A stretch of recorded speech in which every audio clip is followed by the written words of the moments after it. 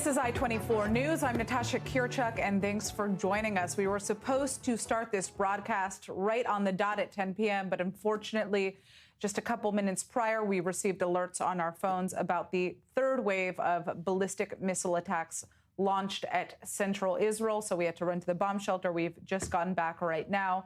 Going to turn shortly to our senior correspondent with more updates about that. But it is day 7 of the war with Iran, and the White House now says that the U.S. expects it to take 4 to 6 weeks to achieve its objectives in Operation Epic Fury against Iran.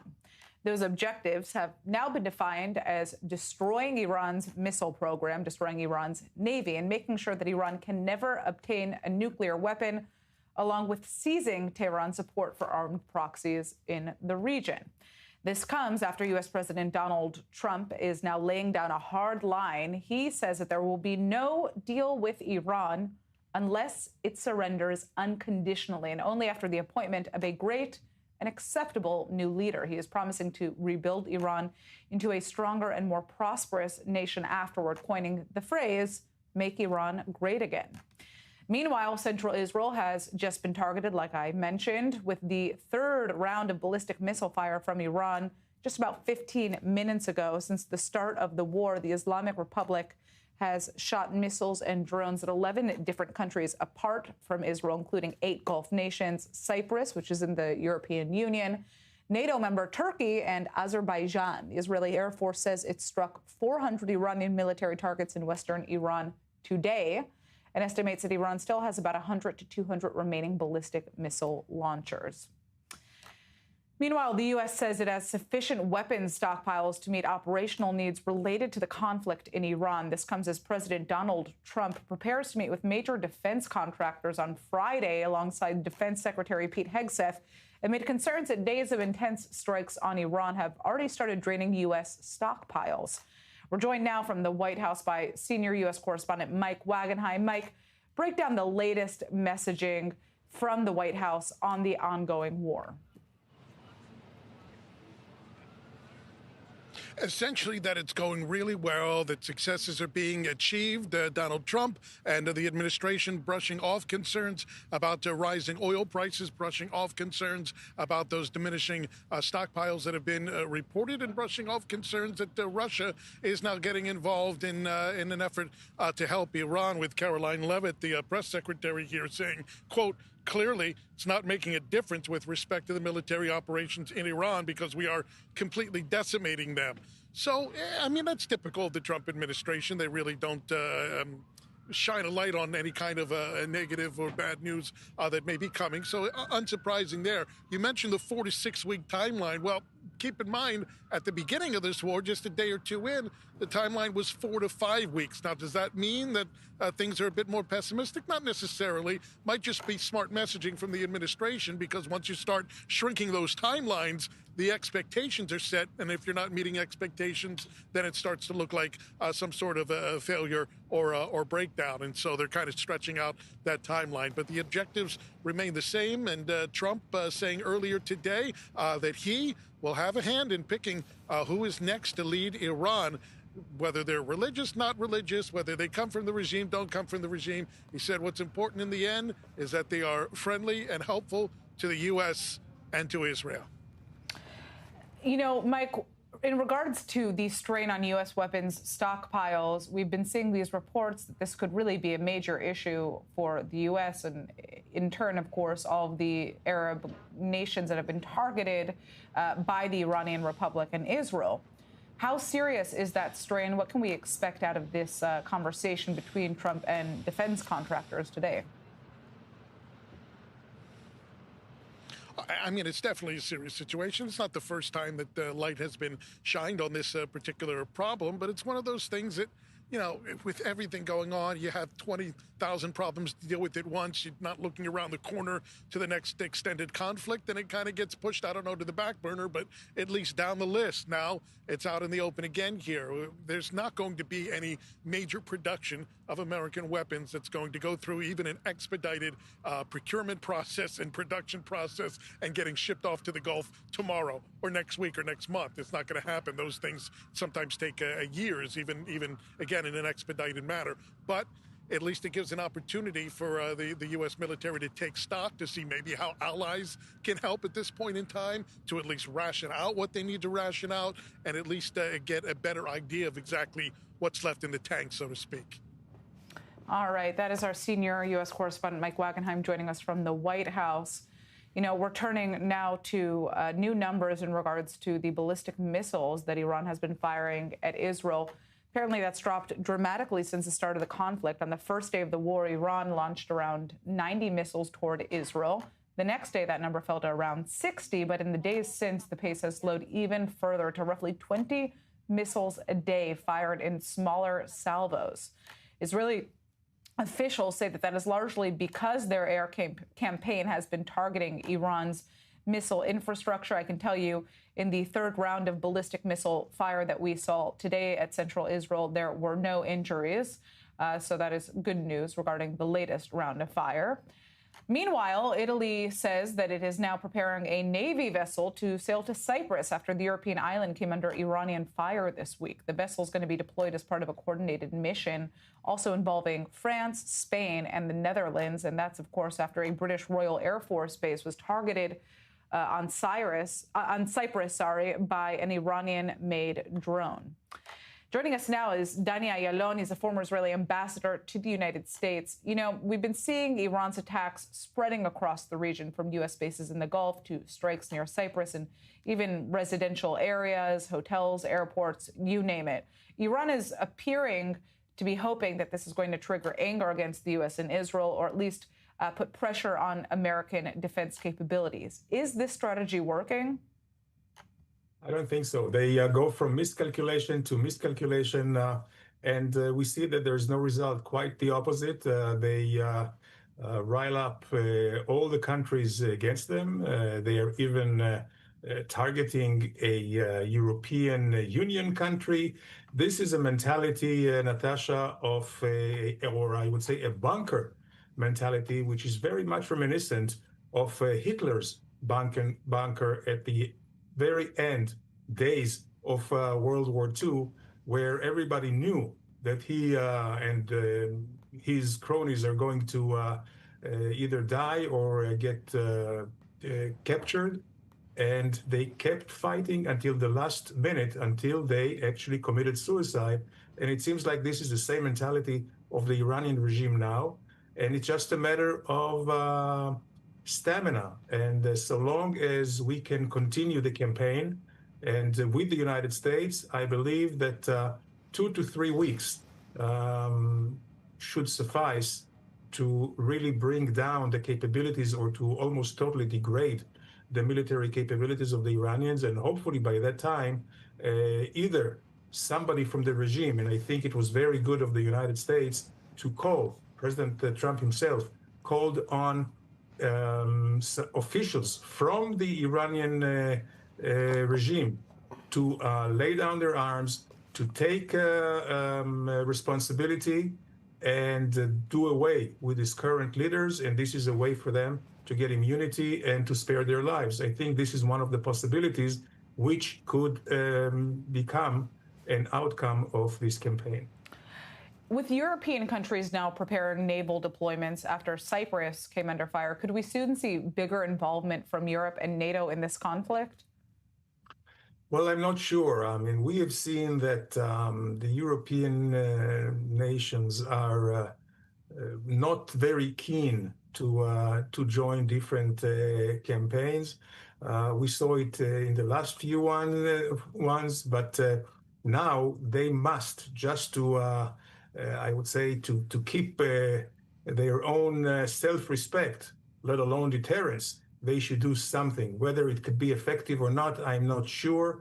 They don't have the same capabilities, and whoever does, whether it's the UK or France, until they get into the region, it may take them weeks to reorganize. So I think it's more in the political realm that the Iranians are making a major mistake, and certainly they will not get any sympathy nor any assistance, diplomatic assistance, from the European countries, whether it's in the UN, the Security Council, or anything like that. All right. I'd like to thank you so much for joining us, Ambassador. Very interesting to hear your take on this. We're turning now to what is happening internally in Iran. The Islamic Republic is taking its sweet time naming a new successor to the late Supreme Leader, Ayatollah Ali Khamenei. And a new report says that the reason appears to be security fears. Surprise, surprise. According to officials speaking to the New York Times, the regime is worried that whoever takes the job next could become a target for the U.S. or Israel, after Israel literally said that it will take out whoever replaces Khamenei. Now, the front runner who is widely believed to be next in line is Khamenei's son, Mojtaba Khamenei, but officials say that even discussing his name publicly has raised alarm inside the regime. The delay leaves Iran's leadership structure uncertain at a moment when the country is already under intense military pressure and facing one of its most volatile periods in modern history. And joining us now is Jason Brodsky. He's a policy director at the United Against Nuclear Iran, joining us from New York. Now, the man who is widely seen as the front runner to take over for Khamenei is his son, that's Mojtaba. But even talking about his name, according to reports publicly, is making officials nervous within the Islamic Republic. What does that actually tell us about the internal politics right now and whether there is going to be a succession right now? Well, it's great to be with you. I think that the Islamic Republic is trying to balance two different factors. One is the security risk of naming someone publicly as supreme leader, coupled with the need to signal and message to domestic constituencies as well as the broader international arena that the Islamic Republic is surviving. And those two variables will be motivating the decision-making as to when a successor will be announced for Iran's supreme leader. Now, I think that Mojtaba Khamenei has emerged as the leading contender, and he is a controversial actor in the Iranian system. There have been IRGC commanders in the past who have pushed back against Mojtaba, complaining about his interventions in state business, despite effectively running his father's office for many years. So I think that this has the potential to be a very fraught succession process because there has been unconfirmed reports that the IRGC has even been pressuring members of the Assembly of Experts to anoint him as supreme leader. So that is going to raise the prospect of some, real tensions in the system. Trump is also now saying that he wants to be involved in choosing the next leader. On Tuesday, we saw him dismissing the Shah's son, Reza Pahlavi, as an alternative to the current regime. We know, of course, that Pahlavi is very much supported by the Iranian diaspora. So I guess the question would be, what are the available options and who would actually receive the most support from Iranians? Well, I think the reality is that it's up to the Iranian people as to who they want to lead the country. And I think that should be where U.S. policy lies. Of course, the United States government wants someone who's going to be sympathetic and, carry out policies that further U.S. interests. But I think that there are limits to what the U.S. government can achieve with respect to intervening in the succession process in the Islamic Republic. I think that, Mojtaba Khamenei may be bolstered in his candidacy given these recent comments from the White House. I think that this is a system that's built on anti-Americanism, and right now that hasn't changed, and there's no evidence that it will change in the near future unless and until there is a regime collapse scenario. All right. Jason, I'd like to thank you so much for joining us with that insight. Obviously, there are lots of questions as to how weak the regime is right now. But, what Israelis are largely focused on is what is happening in northern Israel. Before I get to that, I just want to say that there is an update regarding the most recent ballistic missile attack from medics. The latest Iranian attack did not see any reports of injuries. The missile was intercepted by air defense systems. And according to preliminary military assessments, there are no reports of direct impacts. In regards to Hezbollah, on Monday, the Iranian proxy group started firing missiles and drones into Israel in solidarity with the Islamic Republic. And today, 8 IDF soldiers were wounded in a Hezbollah rocket attack, 5 of them seriously, including the son of Finance Minister Bezalel Smotrich. Now, the IDF says it has now hit the IRGC headquarters in Beirut following a wave of airstrikes in Hezbollah's stronghold in the capital's southern suburbs. The IDF says that the headquarters served the IRGC Air Force. And I want to turn right now to our correspondent, Ariel Osran, who is here with us in the studio. Obviously, we're seeing these statements now from Hezbollah as well that a war is inevitable with Israel at this point. But of course, that goes directly against what is coming out of the mouths of Lebanese government officials who say they do not want to be dragged into another war. They're banning Hezbollah military activity.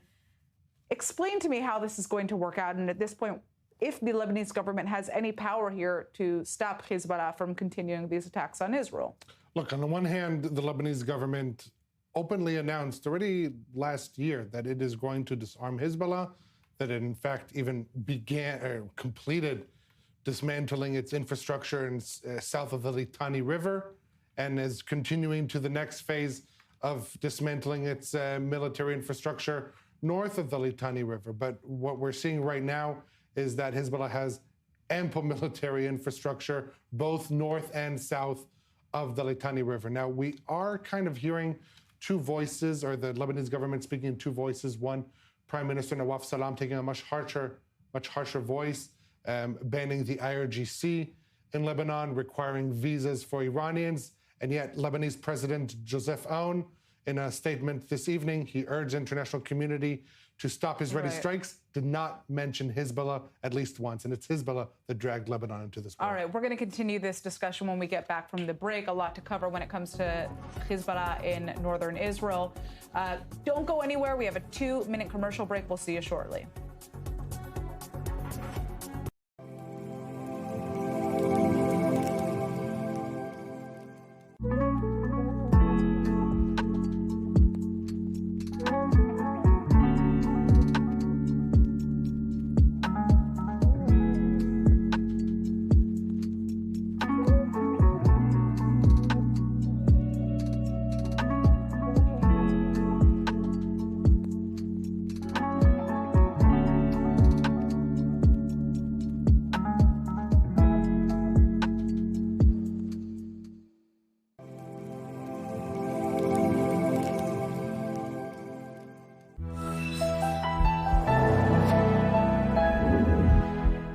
Short time ago, the United States military began major combat operations in Iran.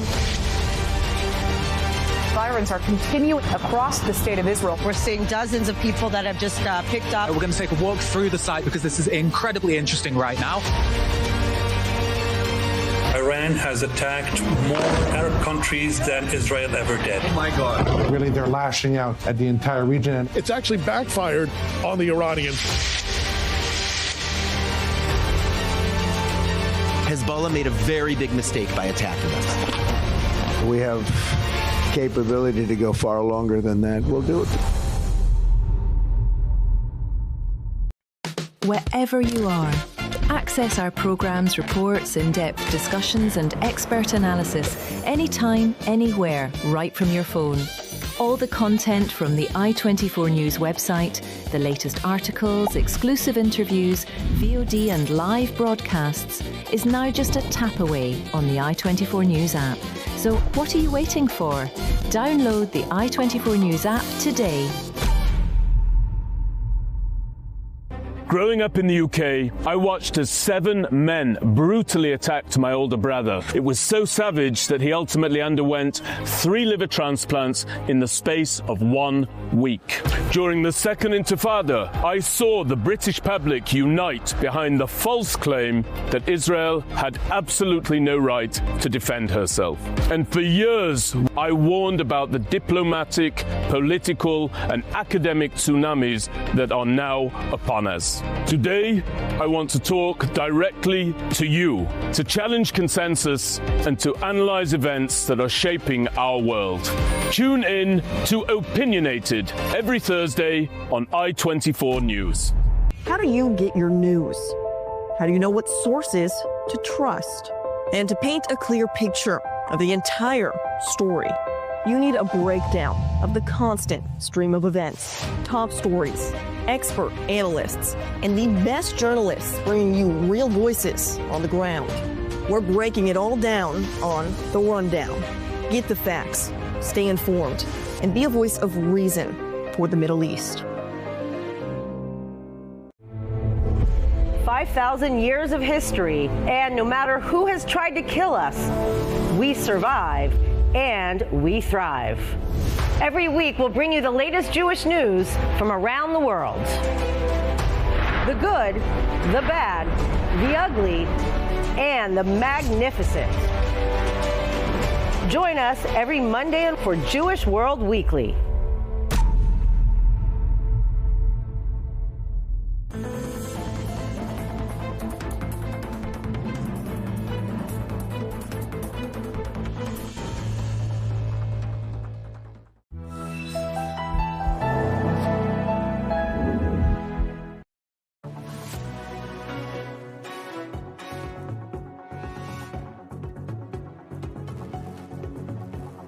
And we are back on I-24 News. I'm Natasha Kirchak, and thanks for sticking with us.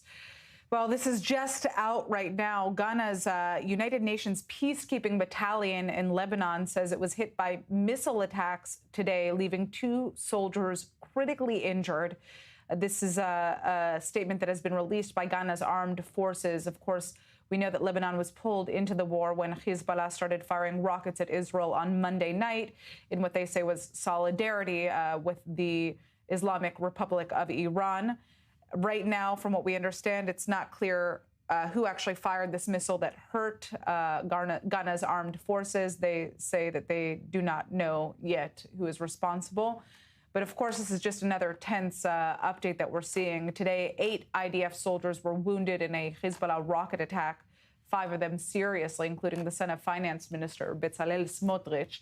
The IDF says it's now hit the IRGC headquarters in Beirut following a wave of airstrikes in Hezbollah's stronghold in the capital's southern suburbs. The IDF says that the headquarters served the IRGC Air Force. And joining us now, live from northern Israel, is our correspondent Balir Sladin. Balir, what is the latest? Obviously, this news just came out about Ghana. How could this change the situation on the ground? Well, this is definitely a very sensitive topic, the issue of the UN peacekeeping force in Lebanon. But as you have mentioned, we still don't know what happened exactly and who's responsible for this rocket that was fired. But after all, of course, because of Hezbollah's attacks against Israel, we are in this situation. Now, the Israeli IDF just issued a statement about the targets that they have targeted throughout the past few days since actually Hezbollah started attacking Israel. And we're talking here about 500 targets actually in Lebanon since the beginning of this confrontation between Israel and Hezbollah. The IDF is saying that it targeted the headquarters used by IRGC, actually Air Force in Lebanon, a headquarters used by the Hezbollah organization Naval Unit, headquarters used by the Hezbollah organization Executive Council, and also another headquarters used by Hezbollah Finance Unit, meaning that we're seeing that the IDF is not stopping attacking Hezbollah and putting more and more pressure on the organization. This is, of course, comes after what we have seen today in Beirut happening, the airstrikes that continuously targeted buildings that belong to Hezbollah following the evacuation order that made about 500,000 people displaced. So this is, of course, puts more pressure on Hezbollah, but we have to be real here. After all, Hezbollah knew that this is going to come today. They issued 20 statements so far recording their activities against Israeli soldiers. They're talking about the rockets attacks, the drones attacks against Israeli northern communities, and the confrontation also that happened frequently recently between Hezbollah operatives and the IDF soldiers. And as you've mentioned, we have a statement from the IDF saying that 8 soldiers were injured today, following another statement yesterday talking about 2 injured soldiers in a severe condition. So this is, of course, not going to be the expansion of this ground operation is going to have a cost, apparently. But as we have heard from Eyal Zamir, the chief of staff, the objective, after all, is to dismantle Hezbollah. This is a high bar, of course, but apparently Israel is determined this time to dismantle Hezbollah after all of these confrontations so far happening throughout the years with this organization. All right. I'd like to thank you for joining us, Balir, live from the north of Israel on the border with Lebanon. You know, he just mentioned this. Hezbollah says that a new war with Israel is now inevitable and has spent months restocking its arsenal of rockets and drones using support from Iran and its own weapons factories. The Lebanese government is furious and says it's banned the terror group from military activities along with IRGC forces in the country. Lebanese officials say that more than 100 people have been killed so far. In fact, we're just getting this in right now. Israeli strikes on eastern Lebanon, according to Lebanon's health ministry, allegedly killed at least 9 people on Friday. This is the 5th day of fighting between Israel and Iran-backed Hezbollah, which has also been consistently firing rockets and drones into the state of Israel. I'd like to turn now to our next guest. Joining us is David Daoud. He's a senior fellow at the Foundation for Defense of Democracies in Washington, D.C. Obviously, this statement that Hezbollah made saying that it's been able to restock its capabilities, this took place amidst a ceasefire with Israel over the course of the last year. How was Hezbollah able to maintain such significant military capabilities and do this while the Lebanese government was tasked with essentially ensuring that this would not happen? Well, thank you for having me on, and I think that's an excellent question.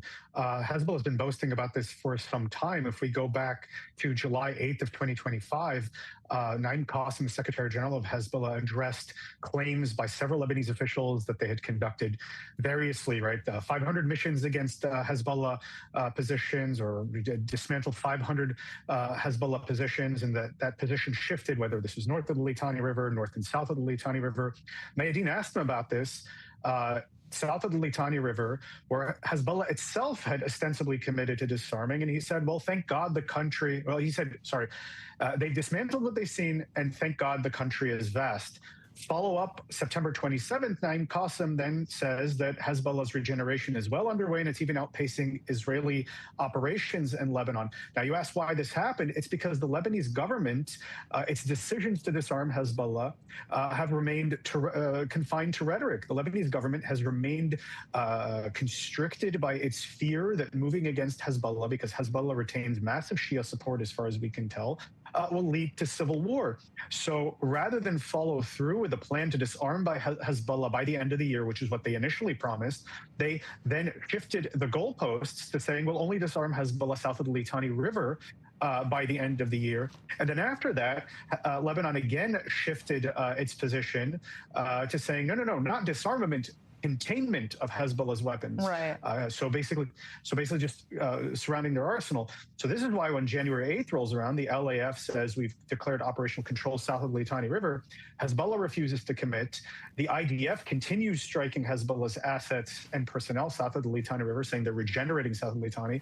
And the attacks that we've seen in the past days have come south of the Litani River because Lebanon has not followed through its rhetoric with action. How can we expect the Lebanese government to now respond to Hezbollah saying that a new war with Israel is inevitable? At this point, obviously, there's no return here. Well, look, they took unprecedented decisions on March 2nd, banning, as you noted, Hezbollah's military activities and ordering the LAF to disarm Hezbollah. But they're still maintaining the fiction in that statement that Hezbollah has been disarmed south of the Litani River. They also ordered the temporary detention and deportation of IRGC officials.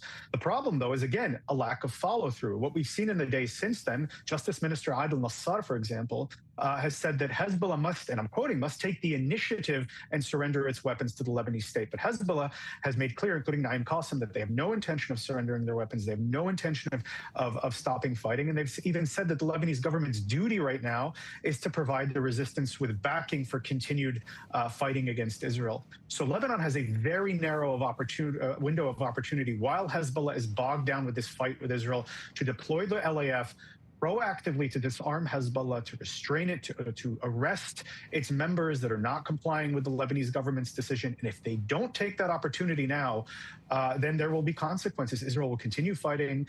Defense Minister Israel Katz has said that Israel will maintain a permanent presence in Lebanon, indefinitely. And Hezbollah will continue to exploit the conditions that it did between November 2024 and today to regenerate. So Lebanon must act now, or this window of opportunity will close very rapidly. All right, David Daoud, as per usual, thank you so much for joining us. Really interesting to hear that breakdown. It is day 7 of the war with Iran. The U.S. and Israel say that they're making major progress, and our Hebrew channel host and correspondent Mikhail Rabinovich sat down with Israeli Defense Minister Israel Katz to discuss Israel's goals and accomplishments. Take a look. שר הביטחון ישראל כץ, שלום, ותודה שאתה מדבר איתנו בתוך ימים של מלחמה. שלום רב, בשמחה רבה, ודרככם אל הציבור. השר כץ, ביום שבת הקרוב אנחנו סוגרים שבוע של מערכה. מה אתה אומר הערב לציבור בישראל? עוד כמה זמן הם יצטרכו לשבת בממ"דים? מה שקורה זה החלטות שהתקבלו, שהובילו אותם ראש הממשלה עוד בסוף שנה שעברה. כאשר הבנו בעקבות עם תל אביב, ההישג הגדול של סיכול הגרעין האיראני, פגיעה קשה מאוד ביכולת הטילים, התובנה הייתה שכל עוד חמינאי יעמוד בראש איראן, יתנסה לחזור לאותה דרך. של השמדת ישראל. ולכן ההחלטה שהתקבלה בפורום הכי סגור זה לסכל את חמינאי. אבל הערכה הייתה שזה יקרה באמצע השנה הקרובה. זאת הייתה טעות? לא לסכל אותו בעם תל אביב? לא, זו לא הייתה המטרה. המטרה הייתה לסכל את תוכנית הגרעין ועשינו את זה. לא, זאת הייתה טעות לא לשים את זה כמטרה? בנסיבות שהיו, בדרך שהייתה, הושגו המטרות. כשראינו את הניסיונות של איראן לחזור לסורה, עוד פעם, נסות לחדש את תוכנית הגרעין, נסות לחדש את תוכנית ייצור הטילים. התובנה שהניח ראש הממשלה אמר, צריך לסכל את חמינאי, וכולנו, אני כשר ביטחון, צה"ל, הגורמים התחלנו להיערך לקראת ביצוע היעד הזה באמצע השנה.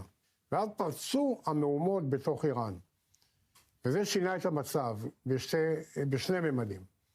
מצד אחד זה ראה שיש כאן אפשרות, להביא לשינוי המשטר באיראן בגלל הרצון של האנשים. ומצד שני זה הגביר את הסכנה בתקיפת מנע, והחלטנו להקדים לפברואר את הדבר הזה. וכאן ראש הממשלה עשה דבר שאני לא מכיר הרבה מנהיגים בעולם, אולי אף אחד לא יכול לעשות, ליצור שותפות עם נשיא ארצות הברית.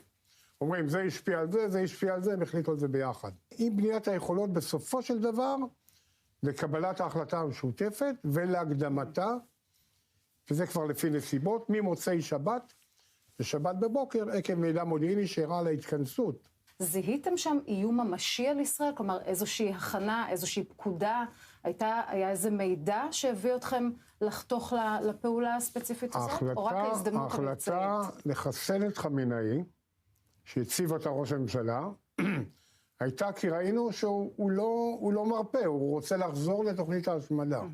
בתוך התכנון זה היה אמור להיות מבצע ישראלי, אבל בגלל מה שקרה והתבטאויות הנשיא טראמפ לגבי הציבור באיראן, נוצרה כאן הזדמנות להרחיב את הדבר הזה, כן. ובמסגרת הזאת הוצבו מטרות שהיום, בימים האלה, מסוכלות יכולות אסטרטגיות איראניות בקנה מידה מדהים. ועכשיו אנחנו רואים כאן, אחת המטרות המיידיות, להפחית את יכולת איראן לשגר טילים לעבר ישראל ולעבר כוחות אמריקאים באזור, ואני רואה את הגרף, איך הוא יורד. מתי אתה מצפה לראות ירידה דרסטית? הירידה היא דרסטית, לכן גם החלטנו במידה מסוימת אחרי המלצות צה"ל, גורמי הביטחון, ביחד עם ראש הממשלה החלטנו לפתוח את המשק במידה מסוימת, ומקווים ומצפים שהעם האיראני ינצל את זה כדי להביא לתוצאה מושלמת, שהיא החלפת המשטר. אחרי העם תל אביב, נתניהו אמר, השגנו ניצחון היסטורי שיעמוד כאן לדורות, ואתה אמרת, השמדנו את כל המפעלים הבליסטיים, את כל אתרי הייצור הבליסטיים. בסופו של דבר אנחנו נמצאים 9 חודשים אחרי, בעימות ישיר נוסף עם איראן. מה מבטיח לנו שהפעם זה יהיה שונה, ושבעוד 9 חודשים לא נמצא את עצמנו שוב במצב הזה? ההישג בעם תל אביב הוא הישג אדיר. סיכלנו את יכולת הגרעין האיראן, הסרנו איום השמדה מוחשי ומיידי על מדינת ישראל. זו הייתה המטרה העיקרית. כן. פגיעה באתרי ייצור הטילים, פגענו בכל האתרים. אבל לא השמדנו לגמרי, כלומר, מה שקרה היה מאגר טילים שנשאר, או היה פקוק במקומות. מה שאנחנו רואים עכשיו, הם בנו ב9 חודשים? כל מה שאנחנו משמידים? לא, נשאר מאגר טילים מסוים מקודם, אז כן נשאר. אתה מתחייב היום בפני אזרחי מדינת ישראל, לא יהיה סבב נוסף עם איראן. אנחנו הולכים עד הסוף, משמידים את כל היכולות. לעולם לא מתחייבים התחייבויות כאלה. יודעים מה עושים ומה זה נותן, ואף פעם אדם אחראי לא יבוא עכשיו להתחייב מצבים היפותטיים ותיאורטיים. אז איפה אתה רואה פה את נקודת הכניעה? הרי אתה לא מצפה שהאיראנים עכשיו יעמדו מעל בניין הפרלמנט בטהרן ויניפו דגל לבן. אתם תקראו באופן ישיר שוב לאזרחי איראן, צאו לרחובות, זה מאורגן? בבוא הזמן אני מניח שתהיה קריאה לצאת. שלכם, ישראל וארצות הברית? אני מניח. מה ישראל רוצה לראות באיראן, מבחינת השלטון? מי הולך לשבת שם ולקחת את המושכות? קודם כל לרסק את היכולות. לא, אבל מה ישראל רוצה לראות מבחינת ההנהגה? האם זאת תהיה אופוזיציה קורדית שאנחנו מחמשים? הדברים האלה בסוף... האם זה יהיה פעלבי? האם זה יהיה משהו אחר? בסופו של דבר, העם שמה צריך להגיד את דברו ולסמן את הכיוונים שלו. אבל זו יכולה להיות גם אופציה קיצונית יותר. אני לא חושב שישראל בא עכשיו להגיד האדם הזה או הזה יהיה. אנחנו יודעים מה אסור שיהיה. כן. אסור שהמשטר הזה ימנה ויחליף אנשים שרוצים להמשיך את התוכנית להשמדת ישראל. מוג'טבא חמינאי, הבן של חמינאי, הבן של השטן. אני לא מתייחס לשמות. מבחינתי, כל המשטר הזה הוא פסול. אז הוא על הכוונת. כל גורם שם, שהוא גורם שלטוני או צבאי בכיר, הוא על הכוונת. איך עובר האירוע הזה של חיסול חמינאי? אתה יושב בבור עם ראש הממשלה וכל הקצינים הבכירים. מה אתם רואים על המסכים בדקות האלה? כשהגיע הרגע של השיגור, כבר לא היינו במתח. ידענו שהיכולת קיימת. המתח היה האם זה ייוודע שעה קודם, חצי שעה קודם, ואז הפגיעה בעיקר במטרות האיש, היא לא תוכל להתבצע. היו שני כינוסים ומנהיג אחד. מתחם המנהיג, היה כינוס של הבכירים ועוד כינוס של דרגי ביניים מאוד חשוב, והפגיעה הייתה צריכה להיות בו זמנית. ובסוף, כאשר התחילו להיוודע תוצאות, שבודקים תוצאות ומאמתים אותם, ראינו שזה מושלם, וחמינאי עצמו סוכל, זה לא היה דבר ודאי, ולכן פתחנו את זה במקום הגבוה ביותר. כמה זמן עד שאתה מקבל את התמונה הזאת שנותנת הוודאות? כי הייתה תמונה שראש הממשלה ראה. כן, זה... הרי לומדים מהדיבורים סביב, ויש כל מיני שיטות לבדוק מה קרה. הגיעה התוצאה, והיא הייתה ברורה, והיא הייתה מדהימה, והיא הייתה מושלמת. מה שקורה עכשיו, אני אומר, העוצמה עכשיו, שחיל האוויר פילס את השמיים בסטנדין מעל טהרן, הוא יכול לתקוף באופן ישיר, עם רכבות, אנחנו קוראים לזה, רכבות אוויריות, את כל טהרן, וקראנו לזה טורנדו בזמנו, וטורנדו על סטרואידים. זה מקל. לדעתי, העם האיראני עוד לא יודע מספיק על היקף המכות, וההנהגה האיראנית היא גם לא יודעת מספיק, או משלה את עצמה. כן. אתה חושש שיש משא ומתן להסכם בין ארצות הברית לאיראן בשלב הזה? כי היו דיווחים שזאת אפשרות. דובר על זה קודם, בשעה שהייתה הערכות לאפשרות, אז נועל משא ומתן, אבל הוא... אבל עכשיו... כמו שאמר הנשיא טראמפ, הם לא היו מוכנים לוותר על הנשק הגרעיני שלהם, כן. ולכן זה לא היה רלוונטי. והיום זה לא רלוונטי, היום אנחנו פועלים בעוצמה ביחד. לא, זה רלוונטי, כי ארצות הברית באיזשהו שלב, כמו בעם בלוי, יכולה לשים ברקס לדבר הזה. אני אגיד לך על עם בלוי, הייתי על הקו, הייתי שם. כן. אנחנו תיאמנו לנשיא ארצות הברית שהוא יעשה את הפסקת האש אחרי 12 ימים. השגנו את המטרה שרצינו במבצע הוא, סיכול יכולת הגרעין. אז לא יהיה ברקס אמריקאי, ואם קשה בדבר. אז אחרי זה שהוא עצר מטס אחרון, זה בסדר, כי הוא כבר התחייב לזה. אם יהיה איזשהו ברקס אמריקאי, וארצות הברית תגיד לעצור בעוד כמה ימים. יש שותפות. ישראל יכולה לפעול באופן עצמאי, יש לה לגיטימציה, אם ארצות הברית תרצה לקפל את האירוע? אמרנו שתכננו לפעול באופן עצמאי מראש, ולאחר מכן הקדמנו את זה וזה נהיה ביחד, הישג ענק של ראש הממשלה ביחד עם ארצות הברית, מבחינת מדינת ישראל, כן. איך אתה רואה את תמונת הסיום, את האנד גיים מבחינת המערכה כולה, איך זה יסתיים? אנחנו יוצרים את התנאים לעם האיראני, ואני מקווה שהוא ייקח את ההזדמנות הזאת, ויעיף את השלטון הרצחני הזה, ויבנה שם מדינה. וזה יהיה רגע לעצור מבחינת ישראל? אין לנו שום מגבלה, נמשיך כל עוד נחשוב שאנחנו צריכים להמשיך, ולא נעצור משום סיבה אחרת. להתפתחויות מול חיזבאללה ביממות האחרונות, יש הרבה מאוד הישגים בצפון מאז עמק לביא, אבל היה הרבה לחץ על חיזבאללה, ואתם הערכתם בוודאי שהוא יצטרף למלחמה. מה התוכנית שמה ישראל רוצה להשיג, ולמה לא מחסלים את נעים קאסם? קודם כל, אם הוא יהיה על הכוונת הוא יחוסל, כי הוא בא. זו הגדרה של מטרת מלחמה? לא מלחמה, זה תוצר נלווה ברגע שהחיזבאללה בא ועמד לראות. והיה לנו מידע, החלטנו על מכת מנע ולא הספקנו. ועכשיו אנחנו פועלים בעוצמה, זה לא מה שהיה פעם. כן, כבר אם תהיה הזדמנות לחסל אותו, אנחנו מרחיבים להם בצורה מאוד קשה. הלחץ האיראני עליהם היה כבד, עד שאותו נעים קאסם אמר כן ותפעלו. ועל זה הוא חייב לשלם את המחיר. אז נורמליזציה עם לבנון, עם ממשלת לבנון, זה משהו שהוא ריאלי, הוא בהישג יד מבחינת מדינת ישראל? אפשר לעשות נורמליזציה, כל זה חיזבאללה, חמוש, הוא הארגון הכי חזק בלבנון, ויש תהליכים שקרו, החלטות של הממשלה, ועכשיו היא צריכה ליישם את המדיניות, לפרוק אותו מנשקו. אם זה יקרה, אז אין שום סיבה שלבנון וישראל לא ביחסים טובים. אנחנו עם הפנים בעוד חודש לחג הפסח, חג החירות, נקווה שגם לעם ישראל וגם לעם האיראני, תהיה חירות אמיתית. מקווה שחג הפסח שהוא חג החירות, תביא חירות לכולם. תודה רבה. ולכל עם ישראל, והעורף הישראלי חזק. שר הביטחון ישראל כץ, תודה רבה. תודה רבה. תודה רבה. All right, I'd like to turn to our senior Middle East correspondent, Ariel Osron, with the latest updates right now. Obviously, we saw another wave of ballistic missile fire from Iran. Continued strikes in Lebanon. Break down what our viewers need to know at this moment.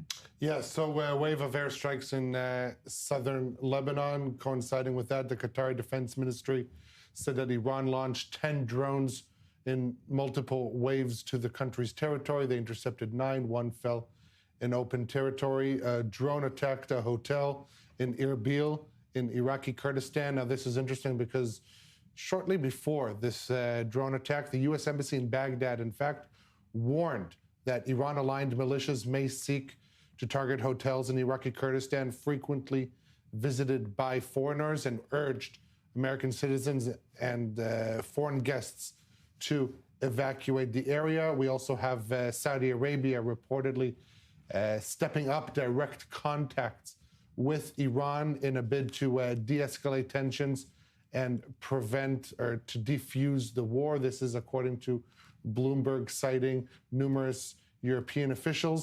And the IRGC, the Islamic Revolutionary Guards Corps, saying that it welcomes the American decision to have the U.S. Navy escort ships through the Strait of Hormuz, saying, quote, in fact, we are awaiting their presence, in a kind of cynical note, hinting that they may, in fact, decide to target these escorting ships. This is the reason why they are escorting the vessels in the first place, because we've seen numerous vessels being targeted off the coast of Iran since this war started. So this could indicate escalation. And so we see that with launches at Israel, we have nearly 2 to 3 barrages from Hezbollah at northern Israeli communities. We had 3 barrages towards central Israel. And these latest updates, this war is very much in full steam. All right. I want to thank you for giving us that breakdown. Obviously, here in Israel, we've been seeing people scrambling in between going to shelters. The Homefront Command has seemed to ease restrictions, but of course, we are seeing continued strikes in the country. And I actually want to turn to our correspondent, Emily Francis. She's going to be joining us live from Tel Aviv. Do we have her yet? Oh, okay. She's actually just recorded this. Let's have a listen to what she had to say about when the country is going to actually fully operate once again. Well, even though usually Friday nights in the heart of Tel Aviv is a night where you're seeing lots of people, lots of restaurants, bars, cafes open, here in the Nahalat Binyamin neighborhood. Not quite so much. You can see restaurants are open, but still very few people. You still do feel, a spirit of resilience here, but most people choosing to stay indoors, especially as we did have an alarm about 1 hour ago, sending people into the shelters once again.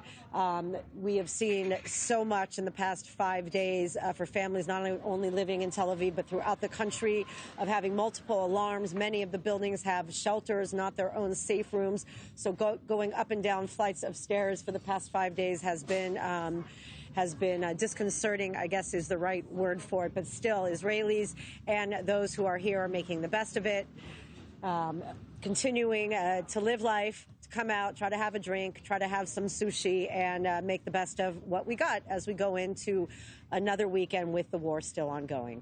Reporting from Tel Aviv, Emily Francis, back to you in the studio. All right. I want to turn back to our senior Middle East correspondent, Ariel Ostron. The IRGC has just come out and claimed that it targeted a U.S. base in the UAE in response to what they claim was an American strike on a girls' school in Minab. What can you tell us about that? They claimed that more than 150 people were killed. None of this has obviously been verified, largely because of the blackout. But what do we know about this specific attack?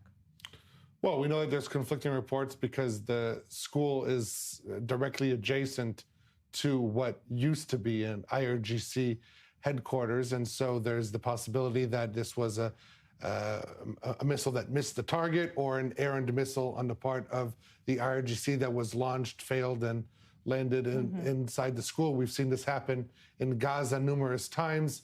About 20% of all the Palestinian Islamic Jihad's missiles misfired and landed inside Gaza territory. But when there's casualties, they simply report it as Israeli casualties or caused by Israeli strikes. So really, there is no way to independently verify this. But the IRGC has been targeting multiple bases. And in fact, they've used that claim for retaliating against the school attack and all the recent attacks against Israel, for example, not just against the U.S. In fact, the IRGC said in a statement just a short while ago that they targeted U.S.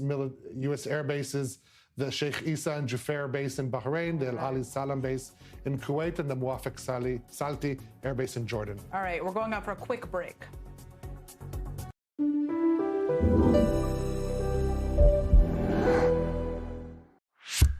You live in Israel or you are preparing for your Aliyah? Congratulations. You have a smartphone? Perfect. Download the Olim app for free and discover everything we have to offer. Booking medical and administrative appointments, bills paying, debt verification, instant translation, contractor recommendation, request tracking, and much more. And if you can't manage it on your own, our team speaks your language and assists you with all your procedures in Israel, starting from 199 shekels per month, unlimited and for the whole family. Don't hesitate any longer. Download the app or contact us.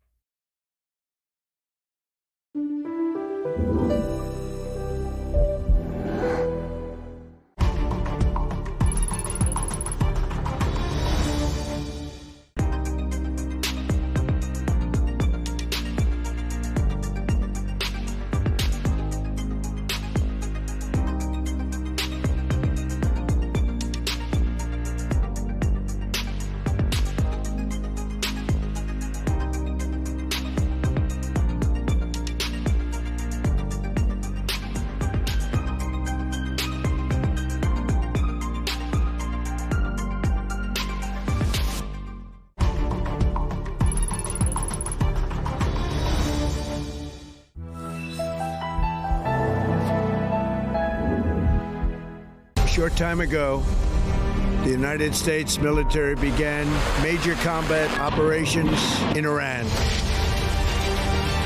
Sirens are continuing across the state of Israel. We're seeing dozens of people that have just picked up. We're going to take a walk through the site because this is incredibly interesting right now. Iran has attacked more Arab countries than Israel ever did. Oh my God. Really, they're lashing out at the entire region. It's actually backfired on the Iranians. Hezbollah made a very big mistake by attacking us. We have capability to go far longer than that. We'll do it. Wherever you are, Access our programmes, reports, in-depth discussions and expert analysis anytime, anywhere, right from your phone. All the content from the i24 News website, the latest articles, exclusive interviews, VOD and live broadcasts is now just a tap away on the i24 News app. So what are you waiting for? Download the i24 News app today. Every week, we take you on a journey to meet the people shaping tomorrow, right here at the heart of Startup Nation. Health, culture, mobility, agriculture. Innovation isn't just a buzzword here. Innovation is everywhere. Join us every week to go behind the scenes of innovation made here in Israel. Every Tuesday on i24 News. Growing up in the UK, I watched as 7 men brutally attacked my older brother. It was so savage that he ultimately underwent 3 liver transplants in the space of 1 week. During the Second Intifada, I saw the British public unite behind the false claim that Israel had absolutely no right to defend herself. And for years, I warned about the diplomatic, political, and academic tsunamis that are now upon us. Today, I want to talk directly to you, to challenge consensus and to analyze events that are shaping our world. Tune in to Opinionated every Thursday on i24 News.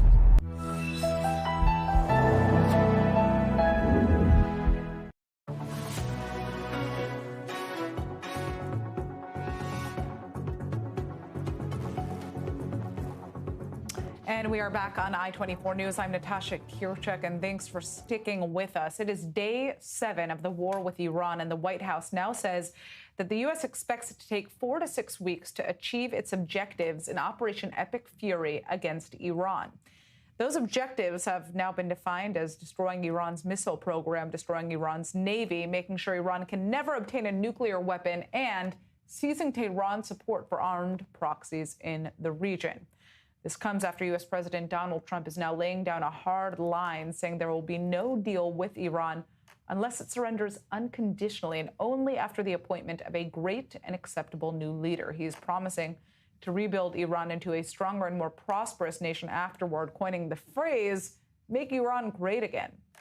Meanwhile, central Israel has just been targeted with yet another round of ballistic missile fire from Iran. About an hour ago at this point, but the missile was intercepted and there was no direct impact. Since the start of the war, the Islamic Republic has been shooting missiles and drones at 11 different countries apart from Israel, including 8 Gulf nations, Cyprus and the European Union, NATO member Turkey, and Azerbaijan. The Israeli Air Force says it struck 400 Iranian military targets in western Iran today and estimates that Iran still has 100 to 200 remaining ballistic missile launchers. The U.S. says that it has sufficient weapons stockpiles to meet operational needs related to the conflict in Iran. And this comes as President Donald Trump prepares to meet with major defense contractors on Friday alongside Defense Secretary Pete Hegseth amid concerns that days of intense strikes on Iran have already started draining U.S. stockpiles. I'd like to turn now to our senior U.S. correspondent, Mike Wagenheim, is joining us from the White House.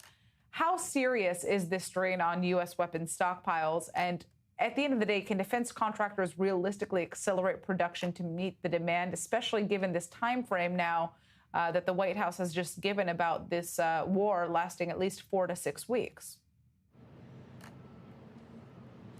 I mean, this issue has been a longstanding concern of defense officials, Natasha, going back to the last administration. And, you know, things were done here and there. Budgets were increased in some respects, but these things take a long time to get down the production line. Now, Donald Trump did meet with defense company executives here at the White House. He just posted a short time ago, said he concluded the meeting. It was the largest U.S. defense manufacturing company meeting. He said that those defense manufacturers have agreed to quadruple production of high-end precision munitions. He calls it the exquisite class of weaponry. He said some of these projects have been in the works for a few months, and they will continue at a expedited rate at this point in time. He also said, we, being the U.S., have a virtually unlimited supply of medium and upper medium grade munitions, which they're using in Iran and Venezuela, for example. But even though he says there's an unlimited supply, at the same time, he says we will be increasing the orders for those weapons. So I'm not quite sure how to reconcile those two things. In any case, another meeting will follow in a couple of months' time. And he said states are bidding right now on the plants that will be opened by some of these defense contractors. But again, these are things that are years down the line and not much relevant to what's taking place in the coming days and weeks.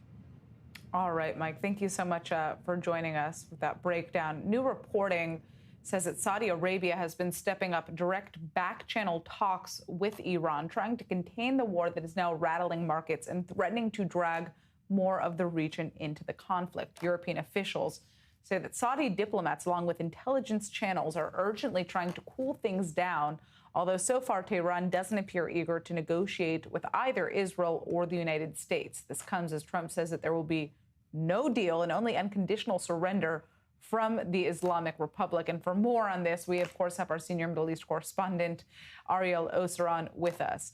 So, you know, until it was really recent, actually, that Saudi Arabia and Iran restored diplomatic ties. How significant is it that Riyadh is now all of a sudden trying to play mediator in the middle of this war? Well, I'm not sure they're playing mediator. I think they're, according to this reporting, they're asking Iran to stop. And so ultimately, we have to look at this, I think, in two worldviews. The first is that Saudi Arabia is fearful that this war is going to prolong, to perhaps escalate, for Iran to ramp up its attacks on its territory. We're seeing multiple attacks daily on various bases and inside U.S. bases inside Saudi territory, but also against, there was earlier in the week, they targeted the oil infrastructure. And so looking with the bad memory from 2019 and 2021, when Aramco facilities were severely damaged by the Houthis at the behest of Iran, the Saudis are fearful for reoccurrence of that scenario. That is, you know, one way to look at it. The other way to look at it is that for optics purposes, Saudi Arabia wants to appear to seem willing to engage with Iran, maintaining an open channel of dialogue. This is also the prevailing explanation as to why they reestablished ties with Iran in the first place, trying to keep their enemy close, trying to at least show the semblance of an open diplomatic channel, of being on the same page with the Iranians, when we know that behind closed doors, Saudi Arabia is more aligned, at least defensively, with Israel.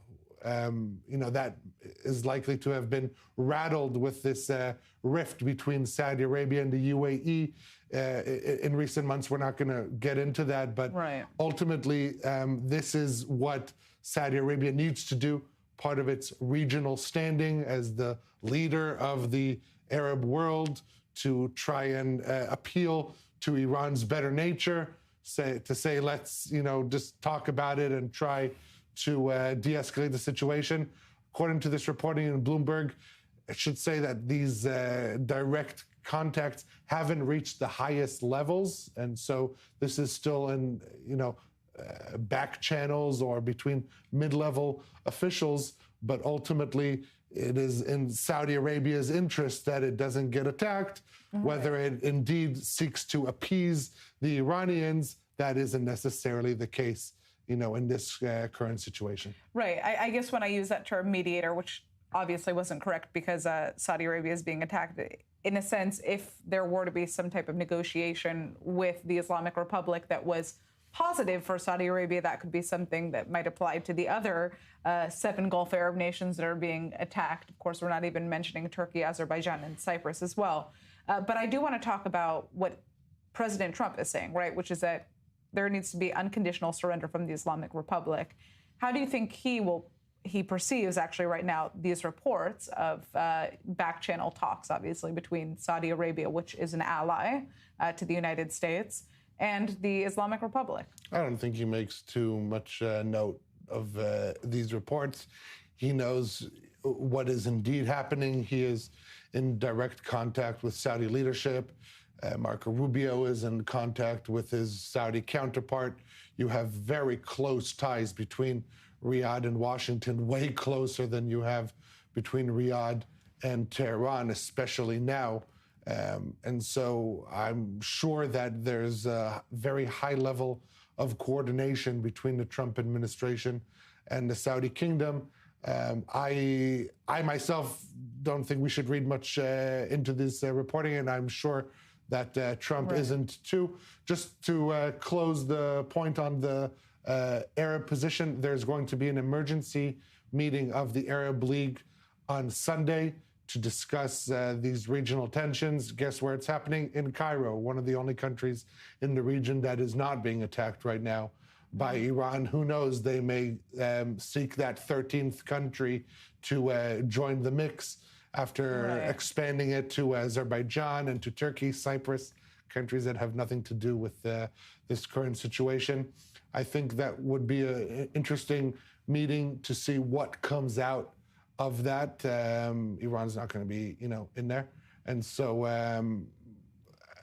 in addition to this Arab League meeting, I would also expect there to be an emergency session of the Gulf Coordination Council, the GCC. All 6 countries have been targeted. I am even more certain that all 6 defense ministers and perhaps even higher level are in constant contact trying to coordinate a response. And we are seeing a coordinated response right now by the Gulf countries, and that is no response. They're saying that they maintain their right for self-defense, but we are not seeing them exact that right. Why? Also, what I'm understanding from the Gulf is that simply they do not want to appear to be fighting alongside Israel in this war against Iran. And in the meantime, they continue to be open to strikes from Iran, and they're simply not retaliating out of fear of optics at the expense of their own national security interests. All right, we are going to be turning to our next guest right now. The Islamic Republic is taking its sweet time naming a new successor to the late Supreme Leader, Ayatollah Ali Khamenei. And a new report says that the reason appears to be security fears. No surprise there. According to officials speaking to the New York Times, the regime is worried that whoever takes the job next could become a target for the U.S. or Israel after Israel literally said it will take out whoever replaces Khamenei. The front runner is widely believed to be Khamenei's son, that's Mojtaba Khamenei, but officials say even discussing his name publicly has raised alarm inside the regime. The delay leaves Iran's leadership structure uncertain at a moment when the country is already under intense military pressure and is facing one of the most volatile periods in its modern history. And joining us now for more on this is Mariam Memarsadeghi. She's a founder and director of the Cyrus Forum and a senior fellow at the MacDonald Laurier Institute. Now, I actually want to speak more about the idea of regime change right now in Iran. Obviously, a lot of people who are against the American decision and the Israeli decision to launch these strikes on Iran say that there has been no successful past of regime change engineered by American attacks. And they are using, obviously, Iraq as an example of that. What is your response to that argument? Well, it's good to be with you. Even short of regime change, it's important to recognize how many strategic interests of the United States and Israel, and really any reasonable state actor on the world stage, have already been achieved through this bombing campaign. It's hard to imagine how the opposition to the Islamic Republic, which is really almost the entire population of Iran, it's hard to imagine how they couldn't could have been given more assistance than through this attack. I mean, the leadership is almost entirely decapitated. Its repressive apparatus has been targeted. It can be targeted more, but its ability to project power in the region against the United States and Israel, U.S. allies in the region, is severely degraded. So this is not the same regime that it was just a week ago. So all of this is positive in terms of being able to affect regime change. However, if the bombing campaign stops now, if it stops short of really the entire regime being surgically removed. You know, it's a cancer. It's been often referred to as a cancer. And right now, the United States and Israel are performing surgery on that cancer. If the surgery is prematurely terminated and parts of the regime are left to survive, that would be detrimental. It would be detrimental to the people of Iran, to the prospect of regime change, and to, of course, the security interests that the United States and Israel are pursuing. So right now, at this juncture, it's extremely important, above everything else, for the military campaign to continue successfully as it has been successful so far. Of course, U.S. President Donald Trump says that he wants to be involved in the selection of whoever is going to take over Iran following what would be the fall of the Islamic regime. Again, this has not been listed now officially by the United States as one of the main goals of this campaign, although it was previously mentioned by Trump in comments that he made that were, I guess, unofficial. I guess the question would, of course, be what are the options on the table right now? Because he dismissed the idea of the Shah's son, Reza Pahlavi, as being a good option. Obviously, he's calling Mojtaba Khamenei, who is the son of Ali Khamenei, somebody who is just not an acceptable individual. But could we look at a situation, or could we see a situation in which he would essentially appoint or endorse the appointment of somebody from within the Islamic regime? Well, I think, again, it's too soon to say, and I think it's really important that the military aspect of this strategy be first and foremost the priority for it to continue until the cancer has been removed. And then politically, we are, I think, going to be in a different situation. But I think Trump probably feels that he has to respond in some way to the idea of Mojtaba Khamenei being nominated, or his name being, discussed anyway. And so, of course, Trump is against Mojtaba Khamenei. But the fact that he's even talking about it is a little bit disconcerting, because it points to a Venezuela type of scenario where someone from the regime is going to be chosen as a successor. That would be anathema to the Iranian people, the Israeli people. Anyone who knows this regime knows that it's not capable of moderating or reforming itself. What is Trump likely going to do? I don't know that anything other than bringing a group of people together is possible. Of course, the Iranian people have chanted the name of Reza Pahlavi, have made it clear that, at least as far as a figurehead is concerned, to lead the transitional period, he is the lead contender for that position in the eyes of the Iranian people. And yes, he's from the outside, but that's exactly what his the asset that he brings is that he is not from the regime. He hasn't been tainted by 47 years of totalitarian rule, ideological rule, and that's why the people have been chanting his name. But we'll see. I mean, it may be possible the United States government prefers to have a coalition that sits and, navigates that transition period together. And maybe the United States even wants, as part of that coalition, someone from the regime who's considered a quote unquote pragmatic figure. I'm not sure the Iranian people would even go for that, however. Yeah. Well, I want to just turn back to what we're seeing happen on the ground right now to the Islamic Republic. How much does this uncertainty at the very top of the regime affect the Islamic Republic's ability to function or maintain control inside the country? Obviously, with a near total internet blackout, it's very difficult to really understand the breadth of what Iranians are experiencing and how strong, you could say, the IRGC and Basij forces actually are on the ground. Yes. Well, for many years, Reza Pahlavi tried to inspire defections from the regime, which is exactly what the Trump strategy is right now, to continue to appeal to the regime and to provide at least the promise of total immunity as a way to bring them away from the regime, to divide and conquer the regime, if you will.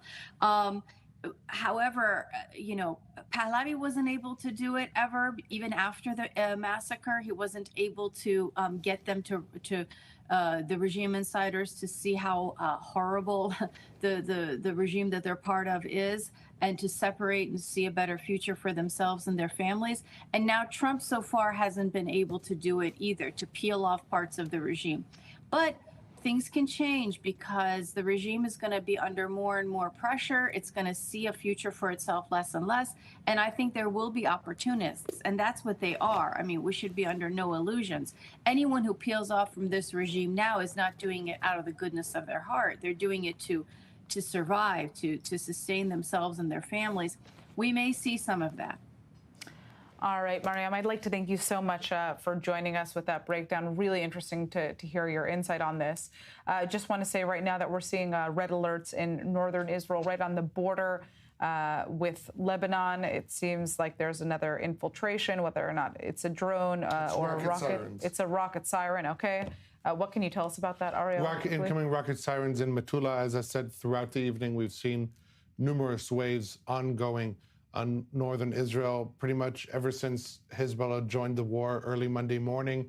They've been ramping up their attacks, and if in central Israel, there have been throughout the day a handful of attacks. Here we're seeing a handful per hour. And so residents of the north are currently suffering the brunt of attacks during this war. Now, Israeli military and political leadership they're adamant that they do not want to evacuate residents of northern Israel. They do not want to repeat the images of the peak of the war with Hezbollah, where tens of thousands were evacuated from their homes. But this is exactly what Hezbollah is vying for, trying to kind of match the hundreds of thousands evacuating southern Lebanon and the southern suburbs of Beirut and northern Israel. We're just going to turn quickly to Balir Sladin. He's our correspondent who's actually on the ground in northern Israel right now. Balir, paint us a picture of what's happening. Yes, the sirens just went off in Metula, right on the border, the town there, and we're still waiting, of course, for the result of that attack. Apparently, a barrage of rockets were fired toward that northern community. That happened simultaneously, actually, with Israeli attacks on the Bekaa area, the western part, or actually the eastern part, of Lebanon. That, of course, has been Hezbollah stronghold that was targeted by the Israeli force several times since the beginning of the hostilities. We're talking here about 500 targets so far, according to the IDF, that were targeted since the beginning of this confrontation. And the targets are headquarters for both Hezbollah and IRGC, meaning that Israel is targeting actually IRGC headquarters and the activities that they are doing to help Hezbollah attack Israel in this war altogether. And this is, of course, the situation here in the north, while we are hearing fighter jets all the time actually here above our heads, apparently, of course, going to Lebanon and attacking both in Al-Bekaa in southern Lebanon and also in Beirut. We are getting these continuous alerts on the Israeli border with Lebanon, the Western Galilee, the Upper Galilee, all have been attacked by drones or rockets throughout this evening. And apparently this is Hezbollah's tactics right now to continue attacking. By the way, Hezbollah issued a symbolic, let's call it, evacuation order for the people of Israel that live on the border. We've heard Yisrael Katz speaking today, the defense minister, saying that no one will be evacuated. this is the assurance from the Israeli government and also from the Israeli military that they don't want to evacuate this time. They don't want to do this quote-unquote mistake that they have done back in 2023. I was there actually on 2023 when the people of the north were evacuated. That was very, very problematic, and they don't want to repeat this once again. So currently, the tactic or the strategy for Israel is to expand, the ground operation and capture more and more territory. We were talking about 5 during the quote-unquote ceasefire that was between Israel and Hezbollah. Now we're talking about 10 points or 10 sites that Israel holds. And of course, the ground operation continues with more and more confrontation with Hezbollah operatives. This has a cost, of course. We've had many statements by the IDF so far talking about soldiers that were severely wounded or lightly wounded. But this is the objective right now, to actually dismantle Hezbollah once and for all. Apparently, the Israeli side wants to consider this as the final battle, quote unquote. They want Hezbollah to be gone from Lebanon. So that's why we're seeing this pressure mounting more and more on Hezbollah strongholds in both Beirut, Bekaa, and South Lebanon. All right, that's our Balir Sladin joining us live from northern Israel following the latest run of rocket sirens out of Lebanon. Azerbaijan says it has prevented a series of Iranian terrorist attacks on its territory just a day after Baku accused Iran of firing drones at an airport and school in an Azerbaijani border region. The country's state security service says it's arrested 7 Azerbaijani nationals in connection with the IRGC. This comes after Azerbaijan has pulled its diplomats out of Iran after 4 Iranian drones reportedly crossed the border, like I said, hitting that airport and areas near a school, leading to the injury of 4 different people. And in response, Baku is now evacuating staff from its embassy in Tehran and its consulate in Tabriz. Officials are warning that retaliation against Tehran is possible. Iran, for its part, has not confirmed the attack and is even denying it.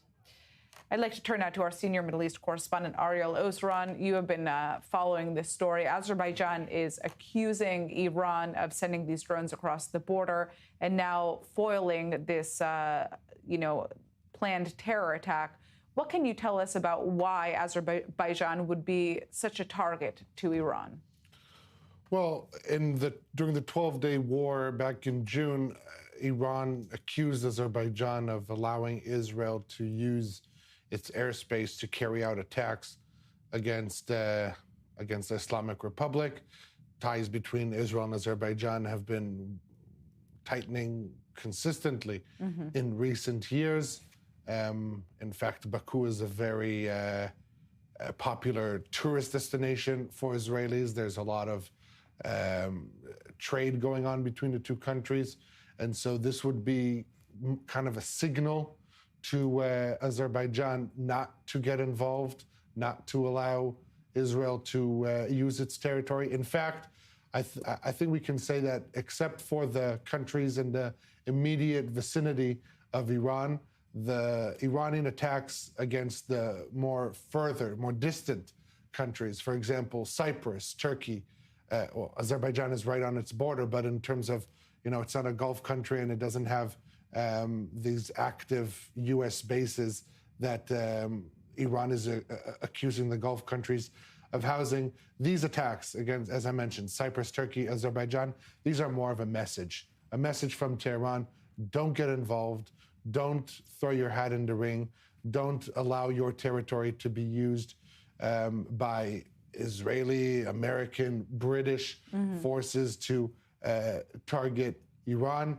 There are many who are claiming that this is another in a series of miscalculations on the part of Iran. And in fact, the response from Azerbaijan has been very powerful, not only removing all diplomatic staff from the country, but putting its military on the highest alert, saying that not only that they reserve the right to respond, but that they will respond. Right. And so, you could say this is amongst the strongest responses that we have seen from the countries that Iran has targeted. I actually want to talk about Turkey for a second as well. Obviously, we know that Turkey, which is a member of NATO, saw a drone shot down by NATO that had been launched from the Islamic Republic.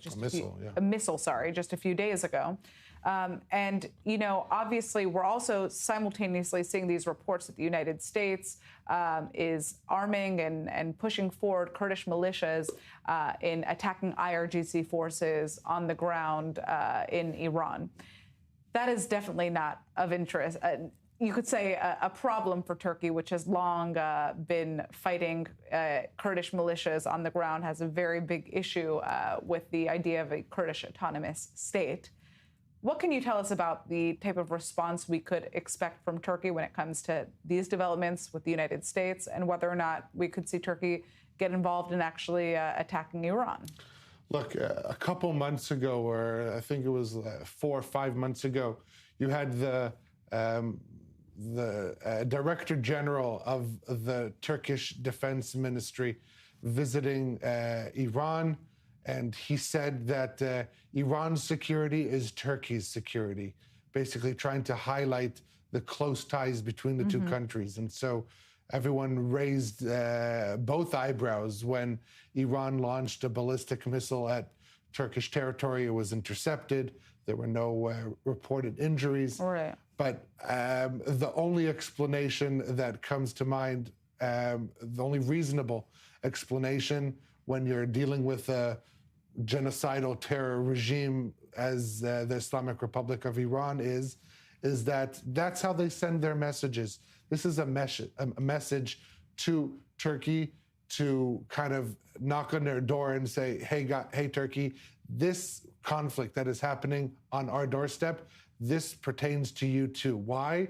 Because if the Kurds get involved and they are empowered by the United States, they're armed by the United States, and they receive assurances by the United States, this might lead to some sort of autonomy, whether it is just a Kurdish autonomy in Iran or the ultimate goal of the 60 million Kurds in the 4 regions in Syria, Turkey, Iraq, and Iran to form the unified Kurdistan, and that would impact Turkey severely. So there's no better explanation other than complete madness and irrational thinking, but let's put that aside right now because that's the easiest, Occam's razor, the clearest, the easiest explanation is the right one. I don't think that is the case right now. I think with regards to this ballistic missile launch at Turkey, it is a signal to pressure them not to allow this Kurdish offensive on its territory, because any gains that the Iranian Kurds may achieve on Iranian soil may spill over to the larger Kurdistan region, and that would severely impact Turkey's national security interests. Right. All right. Well, speaking of Turkey's national security interests, let's talk about the Kurds. Just about an hour ago, a suspected Iranian drone struck a high-rise building at Erbil's Sky Tower residential project in Iraqi Kurdistan region. This comes after the U.S. has warned that Iranian-backed fighters may target hotels in Iraqi Kurdistan that are frequented by foreigners, as Washington is again urging Americans to leave. Now, tensions have been rising in northern Iraq as Iran and its Iraqi proxies step up drone attacks across the Kurdistan region. In the past 24 hours, multiple strikes have hit U.S. bases and other sites, causing both injuries and damage. Iran has also issued a stark warning. If Iranian Kurdish forces try to enter Iraqi territory, its targets in the region will face retaliation. This, of course, comes as Iranian Kurdish groups have reportedly already begun making their way into Iran from Iraq to launch attacks on IRGC forces in coordination with the U.S. military and the CIA. U.S. President Donald Trump is encouraging the involvement of Kurdish militias to help ordinary Iranians bring down the Islamic Republic internally. And joining us now is Arya Jemo, a Kurdish humanitarian activist in Paris. So first of all, what do we know about the damage that the Islamic Republic and its Iraqi proxies have actually inflicted on Kurdish forces. How are these drone strikes actually affecting the security of Kurdish civilians and also U.S. forces that are on the ground? Well, the thing is, unfortunately, the Kurds have been used to conflicts for the past 100 years under occupation of different states that was forced upon the Kurds. And right now, these attacks have been increasing on the Iraqi or southern Kurdistan and also the eastern Kurdistan. Indeed, on the South Kurdistan, so the Iraqi one, we're seeing an increase of attack of drone ballistic missiles, but not only on American interest, actually other regions of the Kurdistan have been hit, also civilian infrastructure, and now we're seeing hotels also being targeted. And the latest conflict that the region had, specifically southern Kurdistan, was against ISIS. ISIS had a clear front line.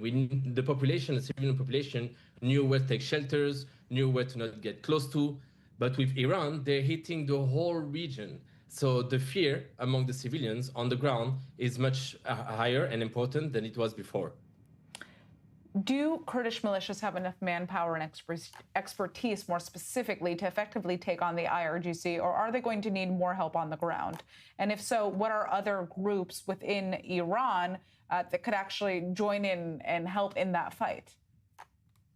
Well, we have to know that, as I said, the Kurds have been into conflicts for more than a century now, so they've been used to structure themselves politically and as well in armed forces. And it's often that the Kurds are described with the wrong words. They're not militia hired for someone else's war. They're just people who want to defend their lands, their people, their rights, and we cannot reduce them to a tactical issue. Are we going to use them to overthrow the Iranian regime? It is, first of all, it's not that simple.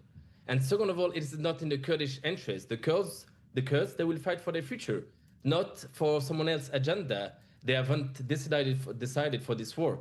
If there is an opportunity for the Kurds to protect themselves after decades of oppression under the current regime of Iran, of course, they would take this opportunity to protect themselves as they're being targeted for the past decades, and we're seeing increasing attacks recently. So the Kurds, the political forces, Kurds in Iran, they're trying to make a global coalition, including other opposition political forces, Iranian ones, to actually overthrow or negotiate or work or make a common alliance. But the other political parties in Iran, except for the Kurds, there is no other armed forces. What guarantees have the Kurds received from the U.S., or what kind of guarantees are they asking for in exchange for taking on the IRGC, especially given what happened in Syria, where we've seen that the U.S. has effectively abandoned the Kurds and the SDF because of Trump's close ties to al-Sharaa, which has left Kurds at risk of massacre after having fought ISIS on behalf of the West for over a decade? Absolutely. And it's not only about the Kurds in Syria. In the past, there was also the Kurds from Iraq. And now in the upcoming future, it might be the turn of the Kurds in Iran, because we're seeing as geopolitical forces, as strategic asset. But it is not the case. What the Kurds are asking is written down guarantees on the long term, not a simple strategist and that can pivot one day or another against themselves. I mean, we cannot ask people to sacrifice themselves just based on phone calls. You know, you need proper guarantees, and they've learned through painful experiences, more than thousands and thousands of deaths. And at the end of the day, there is a basis question of decency in international politics. At some point, if you're asking people to sacrifice themselves and you're ready to abandon them at the first right corner, it doesn't work. So the Kurds, they're asking for a very simple thing: respect, honesty, and long-term commitment from their partners and allies. I want to talk about the wider Iranian public. Does the wider Iranian public support Kurdish militias attacking the Islamic Republic? How is this being perceived, especially amongst those who support Reza Pahlavi, the son of the Shah? Yeah, so Reza Pahlavi, first of all, he is just, I'm sorry to say that, but he's just a puppet supported by many nationalists. So unfortunately with the nationalists, not all of them, but many of them are completely against the identity of the Kurds or the self-determination of the Kurds. Let it be with respecting the Iranian sovereignty, land, and so on. It doesn't matter. What we're seeing is because of in Iran, the internet has a heavy censorship, and now it's completely cut it. We cannot see really the reaction of the population on the ground, but we can a bit understand with their militias and their community in Iraq that are a bit in between, because we've seen that the Kurds have been pushed by some fake news around we're already getting involved, we're getting weapons, we're already launching an invasion. So we're seeing these signals in the region, but on the diaspora that mostly support Reza Pahlavi, there is a strong sentiment against the Kurds. And even worse than that, unfortunately, we've seen a huge increase of racism and fascism toward the Kurds that so far haven't done anything. So far, they haven't done anything. They're just being hit by Iranian drone, Iranian missiles, and they haven't asked for anything. So yeah. All right. Well, I'd like to thank you so much for joining us, Aria. Very interesting to hear your take on this.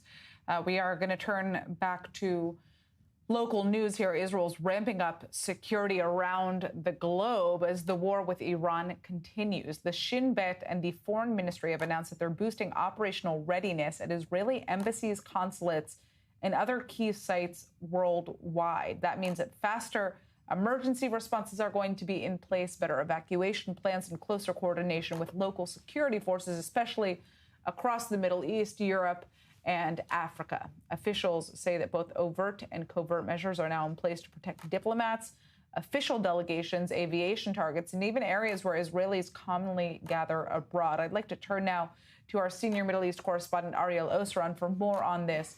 How serious are the threats to Israeli targets abroad, whether that's obviously diplomats or civilians? We know that there are Iranian sleeper cells across the world, across Europe. We obviously saw an attack just foiled in the UK. Talk to us about the breadth of this issue.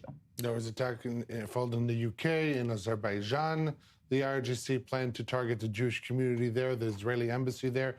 The Israeli embassy in the UAE was also under threat, and this is just this week alone. So we're seeing a concerted effort on the part of the Islamic Republic to seek achievements where it fails in other avenues. It cannot, just like it cannot retaliate against the United States directly by launching missiles or fighter jets at the US, because it simply doesn't have those capabilities. So it seeks the asymmetrical method, and that is targeting American bases in the region. And same here. Iran knows that it cannot inflict even remotely the same kind of damage onto Israel that Israel is inflicting onto it on an hourly basis.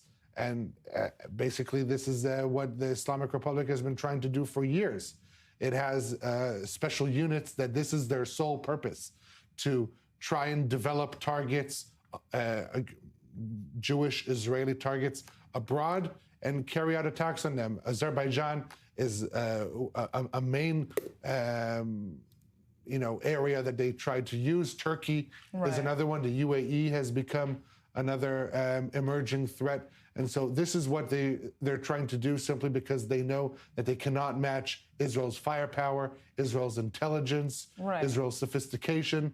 So it simply goes and uses local mercenaries, local criminals with dual nationalities to try and use them to carry out attacks against Jews and Israelis. Israeli security authorities are very aware of this, and they are working in close coordination with domestic security authorities in these respective countries, as I mentioned, mainly Turkey, Azerbaijan, and the UAE, but also other countries that we've seen. We've also seen this in Europe, for example, and Germany. So this is something that has been ongoing, and this is not something that is going to change during this war. Right. Obviously, we are just seeing these reports right now that the Israeli Prime Minister held a rare phone call this week with UAE President Mohammed bin Zayed. You just spoke about threats that could emanate in the UAE, and we're also seeing these repatriation flights take place right now. I guess what I want to ask you is, there's this perception that Israelis are safer in Israel amidst the war. Is that a fair assumption? Look, that's you have to ask Israelis. There are many that say that when they walk into a mall abroad and they don't have to go through a security checkpoint, then they feel less safe in that mall, because they know that in Israel, once they've gone through that checkpoint, that they're safe. And when there isn't a checkpoint, when you go into the mall, anything could happen. There could, I'm not going to outline the various threats, but ultimately, Israelis have unfortunately become accustomed to living under security threat, but also the reason why they have learned to live with this is because Israel has so many different levels of security, protecting them, maintaining that situation in order to allow ordinary, regular life to, to persist. And so this is something that outside of Israel you don't have, and this is part of the complex reality here in Israel. All right. Well, we are going to turn now to another issue that Israel and the United States are facing. U.S. officials say that Russia has been quietly feeding Iran intelligence on U.S. military positions, including warships and aircraft, since the start of the U.S.-Israeli strikes on Saturday. According to reports, the scope of Moscow's support is not fully clear, but one source describes it as a pretty comprehensive effort. This comes despite previous U.S. statements downplaying Russia's role in the conflict. The two countries have a long history of military and strategic cooperation, of course, Russia and Iran, which date back to a formal partnership signed in January of 2025.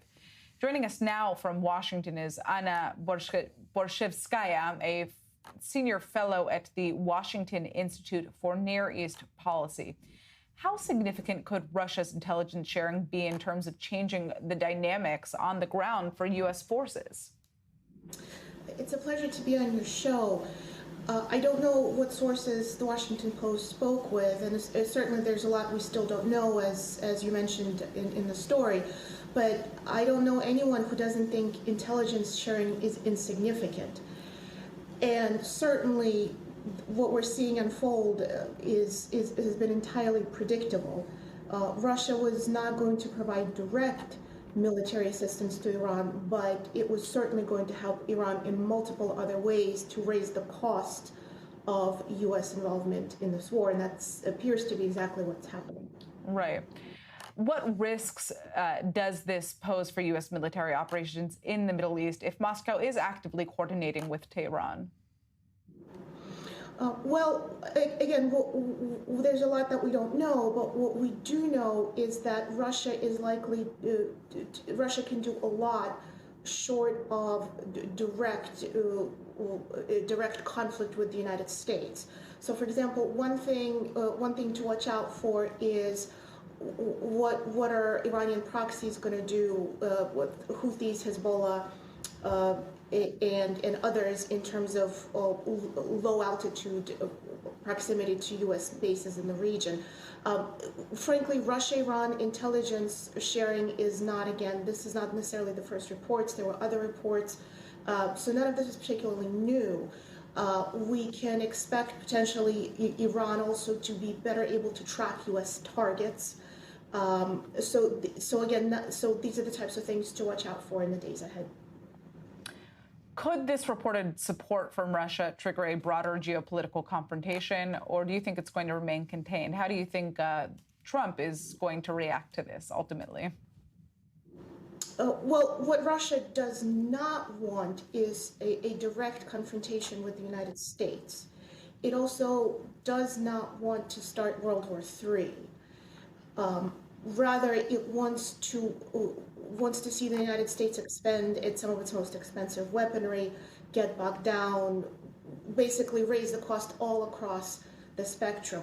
And what this shows us is that there's so much that Russia can do below the level of a direct clash, and therefore when Trump and other senior U.S. officials, when they talk about Russia, and in terms of, again, to refer to your earlier report, in terms of downplaying Russia's role, all of that hinges on the worst case scenario. And that is Russia's direct cooperation. But really the most important thing to remember as we look at these events is precisely the opposite, not direct military assistance, but all these other types of activities that are going to, that could raise the cost, that could complicate our efforts in this war, and that's exactly what we see unfolding today. All right, and I'd like to thank you so much for joining us with that breakdown.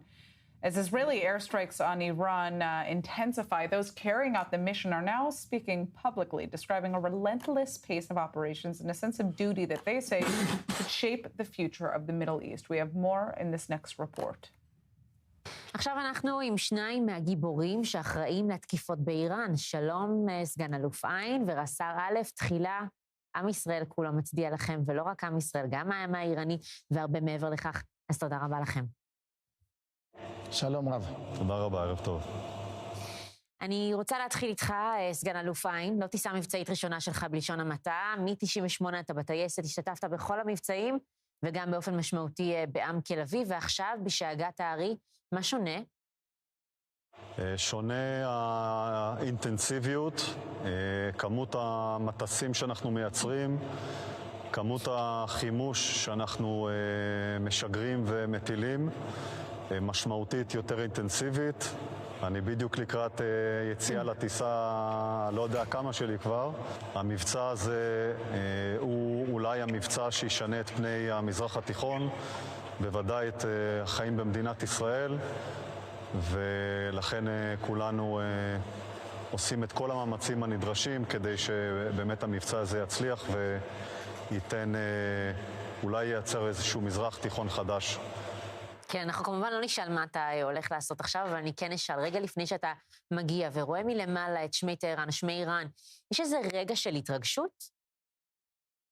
ההתרגשות בגדול מסתיימת ברגע שפותחים את המעבירים והמטוס מתחיל לרוץ על המסלול. מפה אתה רץ ועובד בצורה כמעט אוטומטית, מתודרכת ומסונכרנת, ורצף האירועים הוא מאוד מאוד גבוה, הכל על השניות, מאוד מרוכזים, כמעט אין זמן להקל. רק בטיסה חזרה אתה מתחיל להקל את המראות, בעיקר כאשר אנחנו רואים את מדינת ישראל באופק והולכת ומתקרבת, אז אנחנו נמלאים בתחושה של השליחות והגאווה ומקבלים מרץ ואנרגיה מחודשת כדי לנחות ולהתחיל מחדש לטיסה הבאה. מרגש מאוד לחשוב על הרגעים האלה ועל מה שאתם עושים שם כדי לשמור על המדינה שלנו ועל העם שלנו. רס"ר א', אתה מפקד עתק, ואני חייבת לשאול כמי ששולח את המטוסים כל פעם, יש איזה טקס קטן או תפילה, איזו מחשבה מיוחדת שתמיד עוברת בראש רגע אחרי השליחה? אין איזו מחשבה ספציפית שעוברת בראש, זה משהו שאנחנו עושים ביום יום ומוכנים לכל משימה, וגם למשימה הזאת התכוננו הרבה לפני, ואנחנו, המטרה שלנו זה להכין את המטוס, שיצא למטרה, יפגע במטרה ויחזור בשלום. וכולם מרוכזים במטרה להגן על המדינה, לשמור על האזרחים, שיוכלו לישון בשקט. סגן אלוף עין, לך יש 4 ילדים בבית, רס"ר א', לך יש 3 ילדים, הם בטח מאוד מאוד גאים. עד כמה הם יודעים מה האבות שלהם עושים?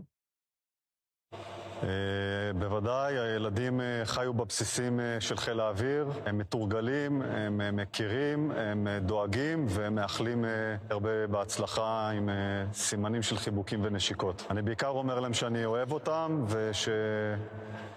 שיעשו חיים קלים לאמא. כן, חשוב מאוד.